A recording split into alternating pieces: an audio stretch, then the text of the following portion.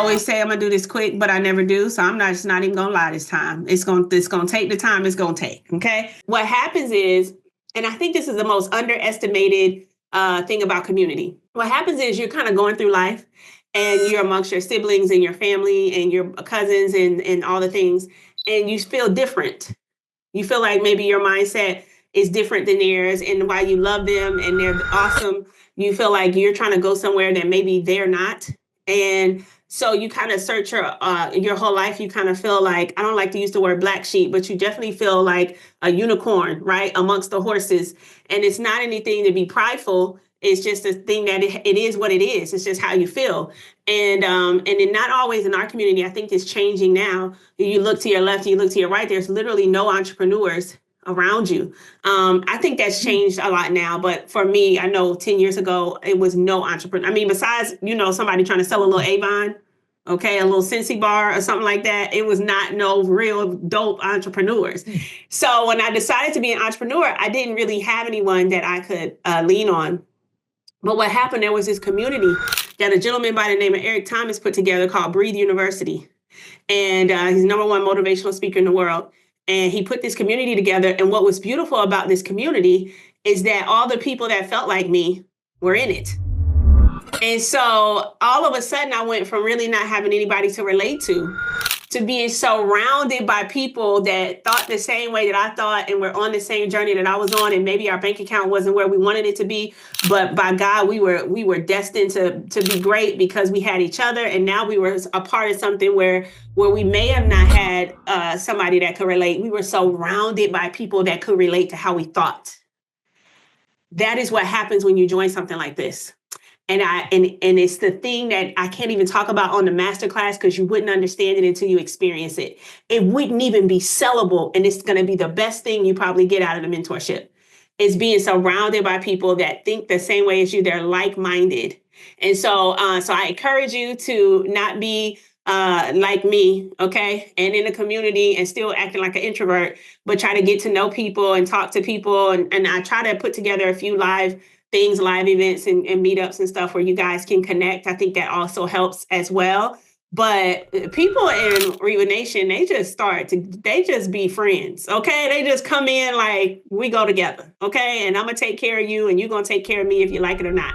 And it's a joy to see. And anyway, I just wanted to encourage you, make sure you're in both Telegrams, make sure you're chatting it up with people, encourage people. Some people are doing this for the first time. Some people have worked a 9 to 5. They've never done anything. They never had a lemonade stand. And they are freaking out that they're now about to be a business owner, and your encouraging words can help. Share your wins and share your downfalls as well. We have a lady in the community. You'll see her in the group community Telegram by the name of LaJoy. She shared everything with us. She went out to do an open house and she was going to pop in and promote her business. She freaked out, walked in there and acted like a buyer. Act like she was there to buy a house because she was so nervous, right? She came right in the Telegram and did a video on it and shared that with us.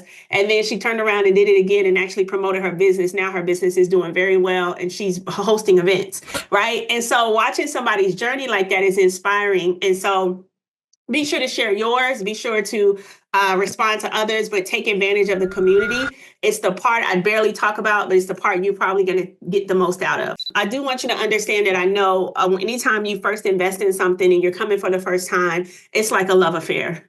I mean, can't do no wrong. It's just the honeymoon stage, right? When you invest in something new. And so I want you to understand that you have to understand human psychology. The minute you understand human psychology and know that you yourself are that same way, your life can change, because then you could put controls in place. Like then when it comes up, you can expect it and actually make the proper adjustments. If you think for a second that you're going to have the same vigor and tenacity and excitement and the sense of urgency to come on the live calls that you do today, that you're going to have that in 6 months, I just really hate to be the bearer of bad news. You will not. Because this is like dopamine right now. You just made an investment. You want to be a good steward of your investment. You want to see what this all, you want to make sure I'm about to come. And so it's like a sprinter mindset. You are Usain Bolt right now. You are coming out the gate and you are a record breaking speed. Right. But then what can happen is you can get fatigued and it's not a momentum. You might not be able to keep up. And then now you're on the sidelines. So I want you to consider yourself in this journey a marathon runner. Create the pace that you can keep and keep it for the entire 12 months of the mentorship. If you do that, you won't leave in 12 months. You'll be an alumni because you'll have a thriving business. So I want you to make sure that you think of yourself as a marathon runner. So when you feel yourself get fatigued in month 2, that's not the time to cancel and stop on yourself. That's the time to say, oh, Tiff told me this would come. What do I need to do to get re-engaged? And I'm going to tell you some tips to do that. You leverage the accountability calls. They're there for a reason. You leverage that community I told you about, right? You leverage anything that you know is going to help you. You leverage mapping out times on your calendar. You might have an accountability in your own personal life that can help you stay on track. You ask for a personal call with a Coach Joan or somebody like that so that you can make sure that you set yourself up for success. But do not let yourself grow weary in well-doing.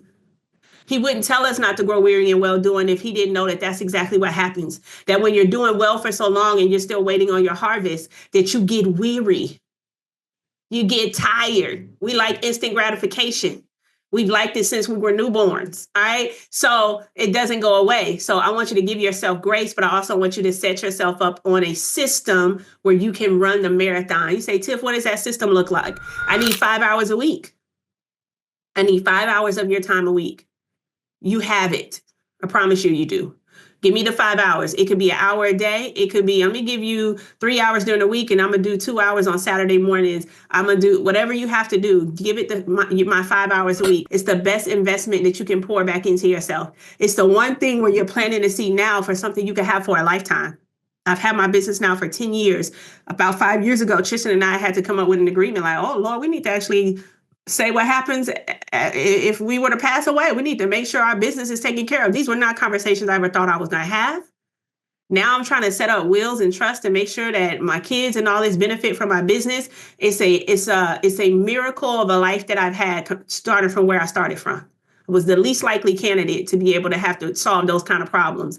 And you can be solving those kind of problems as well if you do not faint, right? So give yourself the system that you need to be able to run the marathon. And here, let me give you another fun fact that you don't need, because sometimes y'all feel like y'all need this. I don't know why. I don't know why, because you don't need it for your corporate job.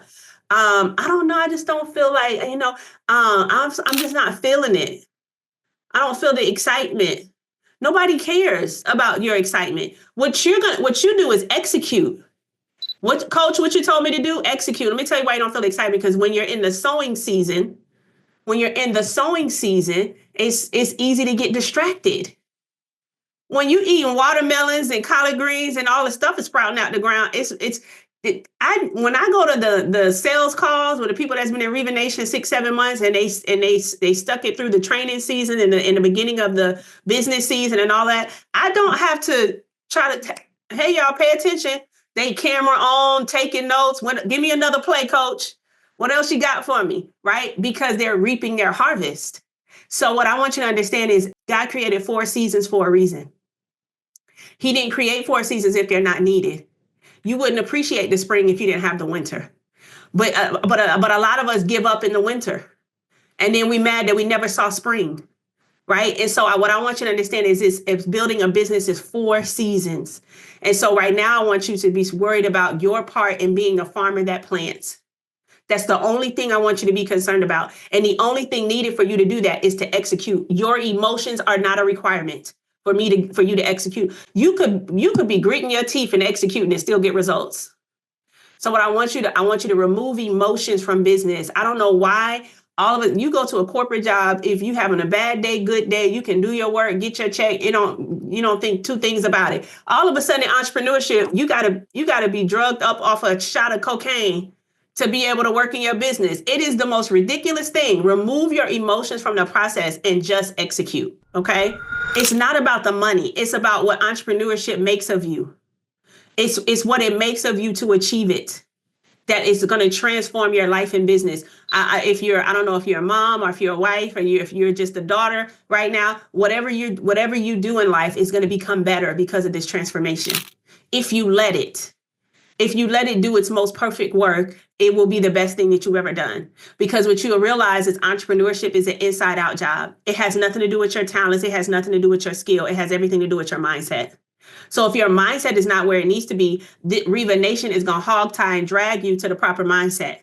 And if you just don't check out on me, you'll get there. You don't have to be perfect. You don't have to say, I don't know, Tiff, I've never really been good at finishing things that I start. I'm trying to do better. You don't got to worry about any of that. All I need you to do is show up. If you show up, that's going to take care of 80% of what you need, because Tiff going to wax deep on every call and take care of the rest of the percentage you need to be successful. All right. And every coach has been where you are. Right. Every coach has been where they started. Every coach has been where they got weary. Every coach has been where they had to overcome that. Every coach is now where they're making some money. Right? So leverage the people around you. They can help you on the journey. All these things are going to be needed on your journey. That's why I tell you all these things first. And Lakeisha and everybody else will get into all the technical stuff. But I do like to come and just put your mind in good soil. Some of you had a little weeds in there we need to uproot, we need to pull out. Put your mind on good soil so that you can now build your business on the foundation of wisdom, on the foundation of being a good steward of your words, on the foundation as I'm going to be a great boss. I may not be the cool boss, but I'll be a great boss. I'm going to be fair. I'm going to pay myself well. Okay. I'm going to be a great boss. I'm going to protect my yes at all costs. I don't care what I used to be saying yesterday, about to get some no's from me, because I'm in this season now where I need to take care of myself. I need to take care of my legacy. I will not just be known for making good peach cobbler when I die. Baby, I'm going to be known for leaving a legacy to my children's children.